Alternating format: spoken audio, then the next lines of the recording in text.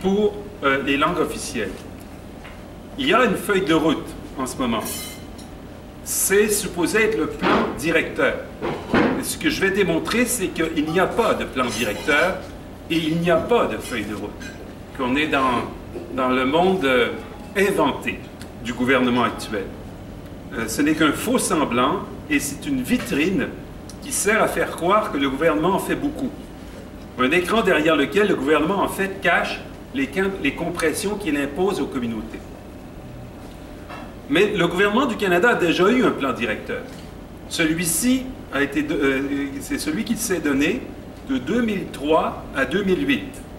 Plan que les communautés de langue officielle ont encore la bonté d'appeler le plan Dion, ce qui embarrasse mon humilité formidable. Et qui a été le résultat d'une vaste consultation échelonnée sur 2 ans, donc avant 2003, de 2001 à 2003. Je me rappelle parce que les communautés me pressaient, cet institut aussi, me pressait de sortir le plan. Je le sortirai quand on sera prêt. Il faut entendre le bon budget, convaincre le ministère des Finances, passer à travers le ministère des Finances, et pour ça, il faut établir de très bons projets. Ça ne peut pas être half-baked, à demi-cuit. Il faut que ça soit bien fait dans tous les domaines.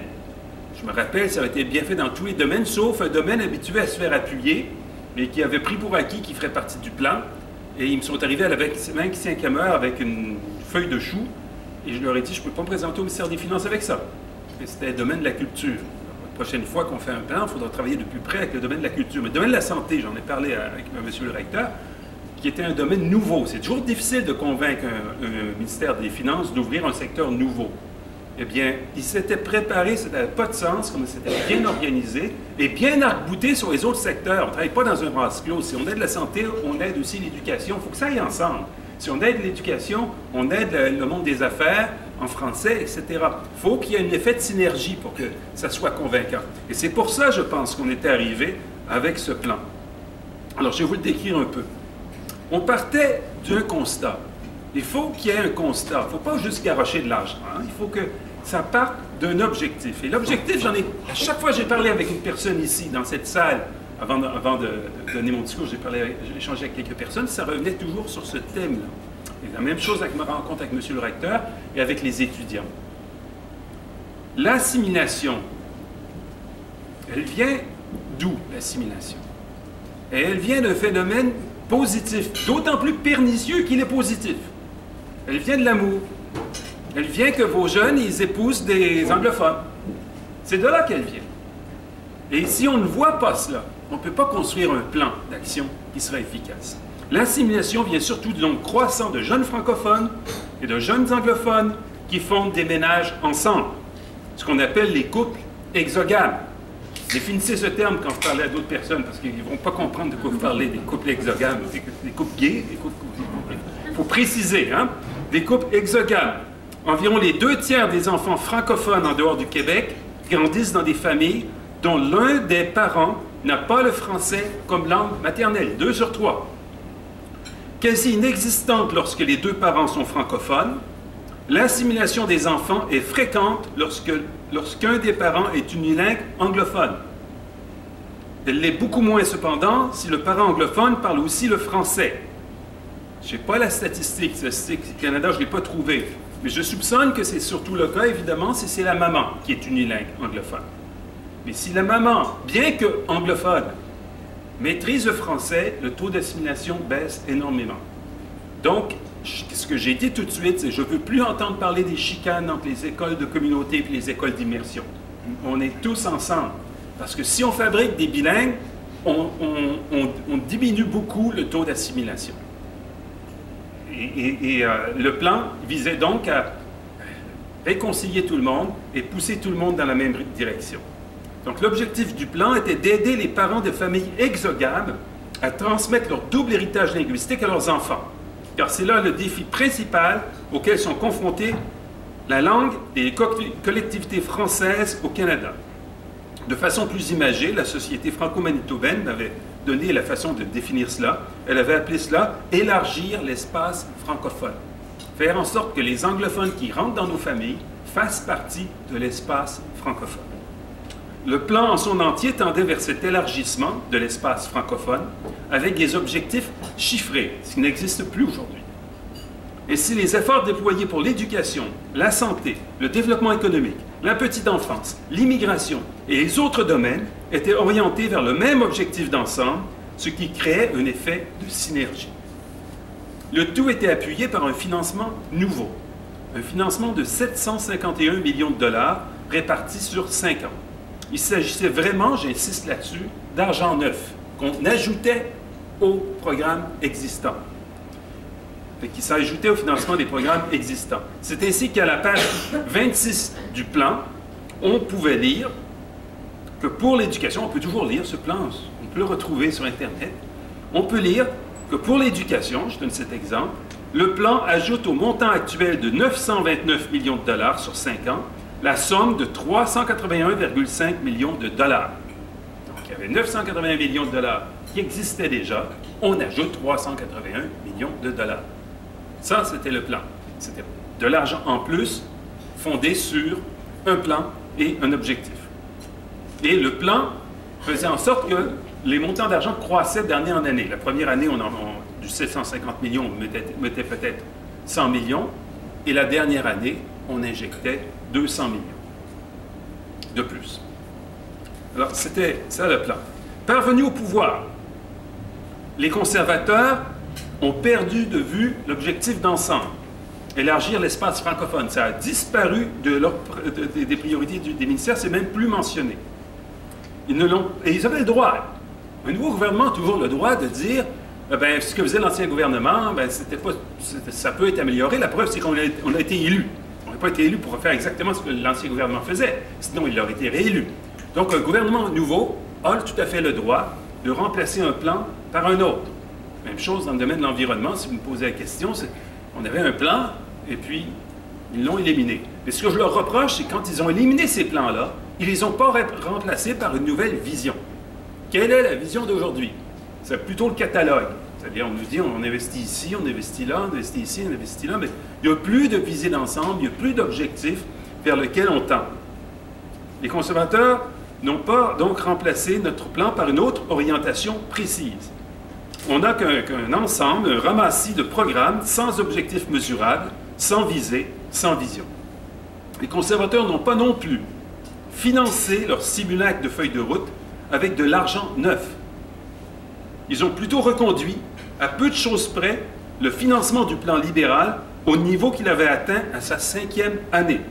Ce faisant, ils ont créé l'illusion d'une générosité accrue, un plan quinquennal de 1,109 milliard de dollars, plutôt que de 751 millions de dollars. Et pendant des années, ils s'en sont vantés. Le ministre Moore se promenait et disait « On ne reviendra plus au temps libéral où ils ont seulement donné 750 millions de dollars. Nous, on vous donne 1,1 milliard, on est beaucoup plus généreux, on y croit beaucoup plus, jamais personne n'a investi autant que nous. » Et personne ne répliquait jusqu'à, je vous ai dit que j'avais une immunité proverbiale, jusqu'à ce que je sois nommé critique des langues officielles. Et là, je regarde ça. Et je constate qu'ils n'ont pas mis un sou de neuf. Ce qu'ils ont fait, c'est que le 200 millions de la 5e année du plan libéral, qui était déjà dans les ministères, il était déjà alloué, ils ne l'ont pas coupé. Et comme ils ne l'ont pas coupé, ils en ont déduit qu'ils l'avaient ajouté. Donc, c'est comme si je supprimais votre salaire, monsieur le recteur, vous supprimez votre salaire, et vous dites, maintenant, j'ai retrouvé de l'argent, et je te donne, donc, je ne sais pas moi, 75 000 $ de plus. Je l'avais. Alors, c'est ça qu'ils ont fait. Ils n'ont pas mis un sou de plus. En fait, si vous regardez même les répartitions des montants par secteur, c'est à peu près la même chose qu'en 2003. Ils n'ont même pas fait de réallocation sentie dans les priorités. Et vous en voulez une preuve, parce que vous n'êtes pas obligé de croire un député de l'opposition. Mais alors, allez lire à la page 8 du protocole d'entente relatif à l'enseignement dans la langue de la minorité et à l'enseignement de la langue seconde 2005-2006 à 2008-2009. Je m'excuse, c'est un long, je n'ai pas fini. Entre le gouvernement du Canada et le Conseil des ministres de l'Éducation. Alors, je répète tout ça, là. Le protocole d'entente relatif à l'enseignement dans la langue de la minorité et à l'enseignement de la langue seconde 2005-2006 à 2008-2009 entre le gouvernement du Canada et le Conseil des ministres de l'Éducation. Est-ce que quelqu'un dans cette salle a négocié ça? Monsieur le recteur. Alors, à la page 8 de ce plan, 2005 à 2009. C'était donc le plan que nous avions négocié, nous les libéraux. Vous y verrez que pendant cette période, le budget global mis par le gouvernement du Canada à la disposition des gouvernements provinciaux territoriaux, dans le cadre de ce protocole, a été graduellement haussé jusqu'à atteindre 258 597 000 $ en 2007-2008. Retenez ce chiffre, 258 597 000 $ en 2007-2008. Maintenant, allez voir le protocole qui a suivi. Le protocole 2009-2010 à 2012-2013. Le même protocole interminable, au titre interminable de tout à l'heure. La même chose. Allez voir. Ce n'est pas à la page 8, c'est à la page 9. Et qu'est-ce que vous lisez? Le budget global mis à la disposition des gouvernements provinciaux territoriaux par le gouvernement du Canada dans le cadre du présent protocole s'établit un maximum de 258 597 000 $ par an. C'est le même montant depuis 2007-2008, exactement. Autrement dit, la feuille de route 2008-2013 n'a pas ajouté un sou aux fonds transférés aux provinces pour l'éducation, même pas de quoi couvrir l'inflation. C'est une imposture. Monsieur, ils avaient le droit de dire on ne va pas ajouter de l'argent, vous comprenez, on est en déficit, on n'a pas un sou de plus à donner, mais on ne vous coupera pas. S'ils avaient dit ça, ça aurait été honnête. Mais ils ont dit qu'ils avaient investi 1,1 milliard de plus. Et c'est une manipulation inacceptable qu'on travaille avec des communautés qui n'ont pas la capacité, comme la majorité, d'avoir des économies d'échelle, qui, comme vous le savez, travaillent sur de longues distances avec des populations clairsemées, qui ont des problèmes. Au moins qu'on leur donne leur juste. Je n'ai pas de sous additionnel à vous donner, faisons le mieux avec ce qu'on a. Mais vous faire croire qu'on vous a donné 1 milliard de plus, puis s'étonner que vous n'arrivez pas à mieux faire, alors que vous avez eu 1 milliard de plus, je trouve que ça, c'est pas honnête de la part d'un gouvernement. Et ça empire. La situation est d'une certaine façon pire avec le prochain protocole, celui de 2013-2014 à 2017-2018, qui sera rendu public prochainement, mais il a été négocié. Monsieur le recteur connaît peut-être le chiffre, mais je vous parie que le chiffre sera en effet de 258 597 000 $. On le verra là, mais j'espère que ce sera ça. Ça sera peut-être même moins que ça. Mais ça veut dire qu'une décennie plus tard, on a le même montant qu'en 2007. Tant pis pour l'inflation. OK. On a des temps difficiles, tout le monde doit mettre l'épaule à la roue. D'accord. Alors qu'on le dise. Qu'on ne prétende pas qu'on a ajouté de l'argent quand on n'en ajoute pas un sou. Et je ne dis pas qu'à tous les 5 ans, il faudrait rajouter 750 millions de $. Ce n'est pas ce que je dis. Je ne vous promets pas que si on devient le gouvernement, on va rajouter 750 millions de $. Quoique ça serait bien mérité après avoir passé une décennie à rien recevoir de nouveau. Tout ce que je dis, c'est qu'il faut donner leur juste aux communautés. Et je dis qu'une soi-disant feuille de route qui n'apporte ni vision nouvelle, ni argent frais, est une fumisterie. Derrière le paravent de cette feuille de route, faite d'argent donc recyclé, le gouvernement conservateur a coupé dans les autres programmes ministériels consacrés aux langues officielles. Donc il y a une façade, on vous dit qu'on investit 1 milliard de plus, mais derrière il y a des compressions. Les communautés de langue officielle en ont d'autant plus pâti qu'elles sont en situation minoritaire et ne disposent pas des mêmes économies d'échelle que la majorité pour absorber ces compressions. Et je vous disais que c'est encore pire avec la nouvelle mouture, celle de 2013-2018. En effet, la feuille de route 2013-2018, rendue publique le printemps dernier, consacre 120 millions de $ à aider les immigrants économiques à apprendre la langue officielle de leur choix. Maintenant, si vous êtes un immigrant économique qui vient, je ne sais pas moi, de la Malaisie, vous débarquez en Ontario, quelle est la langue officielle de votre choix, si vous êtes le moindrement rationnel? Autrement dit, mesdames et messieurs, cette langue sera l'anglais pour l'essentiel, dans les provinces majoritairement anglophones, ce qui veut dire qu'on consacre 120 millions de $ à l'apprentissage de l'anglais en Ontario, en Alberta, au Manitoba, dans les prairies, partout sauf au Québec. Alors c'est certes un objectif louable que d'aider les nouveaux arrivants à parler anglais. Et le gouvernement est tout à fait fondé d'investir là-dedans. Mais je crois que M. Kenney, qui était le ministre de l'Immigration, a gagné la bataille budgétaire. Il a dit, moi, j'ai pas de sous, il faut aller chercher ça ailleurs. Et M. Moore, qui était le ministre du patrimoine et donc des langues officielles, a perdu la bataille budgétaire et s'est fait arracher 120 millions de $. C'est ça qui s'est produit, mais évidemment, ils vont pas. C'est pour ça que quand le plan est sorti, j'ai tout de suite demandé au ministre Moore, en chambre, M. Levé, j'ai tout de suite demandé, le 120 millions, c'est bien pour apprendre le français au Manitoba, en Ontario, pour les nouveaux arrivants, c'est ça, c'est pour le français. Et il ne m'a pas répondu. Et quand il ne vous répond pas, ça veut dire que c'est pas ça. Et effectivement, le chat est sorti du sac et ils ont dû admettre, M. Kenney l'a admis, il n'a pas protégé son collègue Moore plus longtemps qu'il fallait, ça c'est leur problème, mais quand on lui a posé la question au comité des langues officielles, il a admis qu'écoutez, en Colombie-Britannique, il n'y a personne qui nous demande d'apprendre le français quand ce sont des immigrants. Ils veulent apprendre l'anglais, ils en ont besoin, alors ça sera l'anglais. Merci beaucoup, M. Kenney, mais il aurait fallu le dire ouvertement dans le plan des langues officielles, quand il est moins de photos de M. Moore et plus de faits, comme on détourne 120 millions pour un objectif qui est louable et qui n'a rien à voir avec un plan pour les langues officielles. Ça n'a rien à faire dans un plan consacré au renforcement de nos communautés en situation minoritaire ou à l'apprentissage du français comme langue seconde dans les provinces à majorité anglophone. Pour financer ces 120 millions de dollars, le gouvernement effectue des compressions dans des services essentiels pour les communautés, dont 15 millions de dollars en moins à l'appui de l'enseignement dans la langue de la minorité. C'est pour ça que je suis un peu inquiet que peut-être même le montant dont je vous parlais tout à l'heure sera moindre.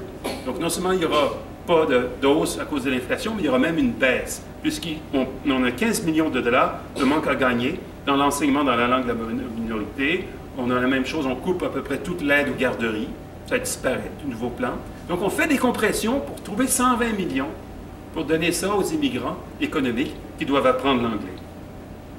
Pour la première fois depuis le premier plan de 2003-2008, le gouvernement utilise des fonds à d'autres fins que celles que doit poursuivre un plan pour les langues officielles. Ce détournement de fonds est un dangereux précédent qu'il faut dénoncer. Alors voilà ce que je pense, voilà mon commentaire élogieux de la feuille de route du gouvernement conservateur. Deuxième point, c'est le gouvernement fédéral doit donner l'exemple. Aujourd'hui, j'ai rencontré les étudiants qui me disent on aimerait avoir une structure qui permettrait d'avoir une université francophone de l'Ontario qui regrouperait donc toutes les réalités qu'on a en ce moment, mais qui sont où les francophones se trouvent en situation minoritaire dans des universités anglophones. Alors, je trouve que c'est des beaux projets, mais pour que la province ait envie de le faire, une des façons pour le gouvernement fédéral de pousser ce genre d'idée, c'est de lui-même être exemplaire. Si le gouvernement fédéral n'est pas exemplaire, si par exemple il détourne 120 millions de la feuille de route pour d'autres objectifs, mais il encourage les provinces à faire de même avec l'argent que le fédéral lui remet pour les communautés de langue officielle, c'est-à-dire de détourner une partie de cet argent pour d'autres objectifs. Alors il faut que le gouvernement fédéral donne toujours l'exemple. Il doit faire progresser le bilinguisme de la fonction publique fédérale, notamment, et considérer la maîtrise des deux langues officielles comme une compétence nécessaire pour les postes de responsabilité supérieure, y compris bien sûr les postes de vérificateur général. Ça va de soi, mais il semble qu'avec le gouvernement actuel, ça va mieux en le disant. À mon avis, la chose la plus utile que le gouvernement fédéral puisse faire serait d'élargir la définition des ayants droit au service bilingue du gouvernement fédéral. Ainsi, le gouvernement serait bien placé pour exhorter les provinces à faire de même, notamment touchant l'article 23 de la Charte, c'est-à-dire donc le droit à obtenir un enseignement et une gestion scolaire dans la langue, là où le nombre le justifie. L'idéal serait que le Parlement adopte le projet de loi parrainé par la sénatrice franco-manitobaine Maria Chaput, vaillante combattante de la cause des minorités de langue officielle. Ce projet de loi élargit la définition de la langue officielle, élargit la définition même de ce que constitue une communauté de langue officielle en droit de recevoir des services dans sa langue. En cela, il touche l'enjeu le plus fondamental pour les minorités linguistiques et pour l'avenir du français au Canada, à l'extérieur du Québec. La loi des langues officielles, vous le savez, n'exige pas qu'un bureau fédéral soit bilingue, là où la demande de service dans la langue de la minorité est à peu près nulle. Il faut qu'il existe une demande importante. Autrement dit, la prestation de services et les communications ne doivent se faire dans les deux langues que là où le nombre le justifie, selon l'expression consacrée, là où le nombre le justifie. Parmi les paramètres, celui qui retient le plus l'attention est le seuil minimum de 5% de la population à desservir ou de la demande de service faite par le public à ce bureau. L'estimation de la population se fait selon le critère de la première langue parlée, le plus souvent à la maison. Pour les minorités de langue officielle, ce critère du 5% pose un problème carrément existentiel, car il est fonction de la croissance de la population majoritaire. Même une communauté minoritaire dont la population croît peut tomber sous le seuil du 5% pour peu que la population majoritaire croisse plus rapidement qu'elle, notamment grâce à l'apport de l'immigration. Le projet de loi Chaput remplace le critère de la première langue officielle parlée par celui, et je cite, du nombre de personnes pouvant communiquer dans la langue de la population de la minorité francophone ou anglophone de la région desservie. Et ça va dans le sens du plan dont je vous parlais tout à l'heure. C'est-à-dire qu'on va se faire des anglophones qui joignent nos familles des alliés. Et si un anglophone a appris le français, il est un allié. Il ou elle est un allié. C'est une personne qui a intérêt à avoir des services en français au tir d'elle pour entretenir son français. Alors, on est tous ensemble et on doit tous être comptés ensemble. La mesure de la demande suffisante pour qu'un bureau fédéral soit tenu d'offrir des services dans les deux langues serait alors fondée sur le nombre de personnes pouvant communiquer dans une langue officielle minoritaire. En plus, Mme Chaput propose que le gouvernement ne considère pas qu'en termes de pourcentage la réalité des communautés. Outre les nombres, il faudrait tenir compte d'un critère plus qualitatif qui s'appelle la vitalité des communautés. Alors, ça aiderait beaucoup, je pense, pour accroître l'accès aux services bilingues du gouvernement fédéral, mais aussi pour que le gouvernement fédéral puisse exercer une pression efficace sur les provinces pour qu'elles aussi accroissent leur offre de services bilingues, notamment à l'égard de l'article 23, l'accès à l'enseignement et à la gestion scolaire. La prise en compte de la vitalité des communautés s'inscrit dans la jurisprudence actuelle. Dans l'arrêt Beaulac, rendu en 1999, la Cour suprême a recommandé de ne pas se limiter à tenir compte des effectifs numériques d'une communauté, tels que définis par la langue parlée à la maison, pour déterminer s'il y a lieu de lui fournir des services dans sa langue. Il faut aussi évaluer, entre autres, le rayonnement de la langue à l'école, au travail, sur la place publique. Le rayonnement de la langue. En 2000, dans l'affaire Arsenault-Cameron, la Cour suprême affirmait que l'article 23 de la Charte repose sur la prémisse que l'égalité réelle exige que les minorités de langue officielle soient traitées selon leur situation et leurs besoins particuliers afin de leur assurer un niveau d'instruction équivalent à celui de la majorité. Si le gouvernement fédéral mettait lui-même en pratique les conséquences de l'arrêt Beaulac et l'esprit de la décision Arsenault-Cameron, il serait mieux placé, ce gouvernement, pour exhorter les provinces et les territoires à faire de même. Mais puisqu'il est question de jurisprudence, j'aborde mon dernier point, secouer la passivité du gouvernement conservateur sur le front juridique, quand il s'abstient d'intervenir auprès des cours en soutien aux communautés dans leur démêlés juridiques avec les gouvernements provinciaux. Pour cela, le gouvernement fédéral doit intervenir devant les tribunaux, quand il le faut, afin d'appuyer les minorités linguistiques. Et il l'a fait dans le passé, pas suffisamment. J'ai déjà entendu le juge Bastarache me donner une volée de bois vert parce qu'il trouvait qu'on n'avait pas intervenu assez. Mais on le faisait quand même un peu plus, il me semble, dans les affaires Doucet-Boudreau, dans l'affaire de la Arsenault-Cameron, etc. Mais dans l'affaire de la Fédération des conseils scolaires francophones en Colombie-Britannique, qui était parue l'année dernière, le gouvernement fédéral n'est pas intervenu, ce qui, à mon avis, envoie un très mauvais signal. Quand le gouvernement fédéral n'intervient pas aux côtés des communautés, le risque est plus élevé que les tribunaux adoptent en matière de droit une approche restrictive, étroitement légaliste et technique, comme la Cour suprême vient de le faire en donnant sa bénédiction au régime juridique qui prescrit l'anglais comme langue d'usage dans les tribunaux en Colombie-Britannique. Les motifs de la dissidence, parce qu'il y a eu une dissidence, les motifs de la dissidence m'apparaissent beaucoup plus conformes à l'esprit de la jurisprudence antérieure. Ils auraient peut-être obtenu l'adhésion de la majorité des juges si le procureur général du Canada était intervenu de façon aussi convaincante et sentie qu'il l'a déjà fait dans le passé. Mais non, il est resté quoi, et on a eu une opinion majoritaire défavorable à la cause du français. Je dis que cette passivité juridique est inacceptable. Il faut rappeler au gouvernement fédéral que le gouvernement du Canada doit se faire partout le champion de la cause des communautés de langue officielle lorsqu'elles défendent leurs droits. Et laissez-moi dire en conclusion ce qui me paraît être le rôle essentiel du gouvernement du Canada en matière de langue officielle. Je sais que l'éducation relève exclusivement de la compétence des provinces. L'aptitude du gouvernement fédéral à intervenir dans ce débat n'est pas sans limite. Mais alors justement, il doit montrer l'exemple. Et de façon générale, le rôle du gouvernement fédéral est de marteler sans relâche l'importance de la dualité linguistique au Canada, y compris auprès des gouvernements provinciaux et territoriaux, d'appuyer de toutes ses forces le rayonnement des deux langues et d'épauler les minorités de langue officielle non seulement sur le plan d'éducation, mais également sur ceux de la culture et des arts en général, ce qui inclut Radio-Canada, du développement économique et social et de la santé. Le leadership du gouvernement fédéral doit être fort et constant, tant sur le plan des principes que d'un point de vue concret, y compris au moyen d'un financement adéquat.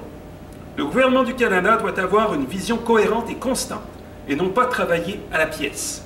Il doit convenir d'objectifs communs avec les provinces et les communautés, et s'assurer que les transferts de fonds qu'il leur accorde sont utilisés à bon escient. Il doit donner l'exemple en élargissant la notion d'ayant droit pour ses propres services. Il doit appuyer les communautés dans les recours judiciaires qu'elles entreprennent pour faire valoir leurs droits. Telle est la responsabilité d'ensemble du gouvernement du Canada. Merci.